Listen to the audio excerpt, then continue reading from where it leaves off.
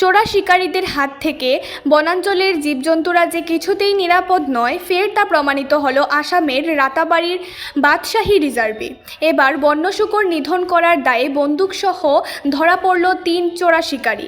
পরে ধৃতদের ঠাঁই হয় জেল হাজতে। জানা গেছে, শনিবার রাতে একদল শিকারী হাতে বোনা বন্দুক নিয়ে রাতাবাড়ি থানাধীন বাদশাহী রিজার্ভের ছাগিখাউড়ি পাহাড়ে পৌঁছে একটি বন্য শূকরকে গুলি করে নিধন করে।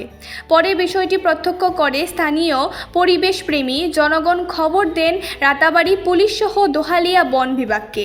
এতে তদন্তে নেমে মৃত শূকর উদ্ধারের পাশাপাশি একটি দেশি বন্দুক সমেত 3 শিকারীকে পাকড়াও করে থানায় নিয়ে আসে। রাতভর তাদেরকে থানায় আটকে রেখে টানা জিজ্ঞাসাবাদ করে পুলিশ।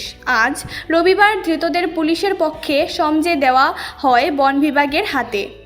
এতে বন বিভাগের এসিএফ শামস উদ্দিন লস্কর সহ বনকর্মী প্রদীপ বারৈ, বিনোদ দেউরি, দিলওয়ার হোসেন ও হরচিং ইংতির উপস্থিতিতে ধৃতদের জিম্মায় নেয় দোহালিয়া বন বিভাগ। পরে এদিনই তাদেরকে আদালতে তোলা হলে তাদের ঠাঁই হয় জেল হাজতে।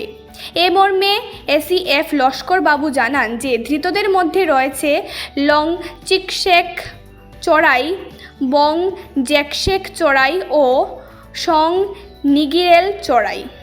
ধৃতদের বিরুদ্ধে ওয়াইল্ড লাইফ প্রোটেকশন আইনে মামলা রুজু করা হয়েছে। তাদের উভয়ের বাড়ি রাতাবাড়ি থানাধীন মাগুরছড়ায়। ওরা গত দীর্ঘদিন ধরে বনাঞ্চল সহ চা বাগান এলাকায় প্রবেশ করে বন্যপ্রাণী হত্যা করে মাংস বিক্রি সহ ভক্ষণ করছিল বলে অভিযোগ রয়েছে।